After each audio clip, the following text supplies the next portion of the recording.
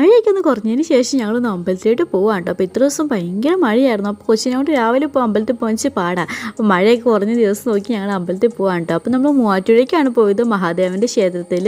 അവിടെയാണ് ഭയങ്കര പണിയും കാര്യങ്ങളൊക്കെ നടക്കുകയാണ് കേട്ടോ. അപ്പോൾ അമ്പലത്തിൽ പാതയൊക്കെ പൊളിച്ചിട്ടേക്കാണ്. അവിടെ പ്രതിഷ്ഠയും കാര്യങ്ങളൊക്കെ പുറത്താണ് കേട്ടോ വച്ചേക്കുന്നത്. എല്ലാം പുതുക്കി പണിതുകൊണ്ടേക്ക് ഇരിക്കുകയാണ്. അപ്പോൾ നമ്മൾ അമ്പലത്തിൽ എത്തി. അപ്പോൾ അമ്മ എണ്ണയും തിരികെ എടുക്കാൻ വേണ്ടിയിട്ട് അകത്തേട്ട് പോയി. ഞങ്ങൾ പോയി തൊഴുതായിട്ടൊക്കെ വന്നു കേട്ടോ. അപ്പോൾ അകത്തേക്ക് പ്രവേശനമില്ല, പണിയൊക്കെ നടക്കുന്നുണ്ട്. പുറത്താണ് അപ്പോൾ പ്രതിഷ്ഠയൊക്കെ വച്ചേക്കുന്നത്. അപ്പോൾ അവിടെ പോയി പ്രാർത്ഥിച്ചിട്ടൊക്കെ വന്നു. പിന്നെ ഇച്ചിക്കുട്ടിൻ്റെ പേരിൽ അവിടെ പാട്ട് പഠിപ്പിക്കുകയാണ് കേട്ടോ.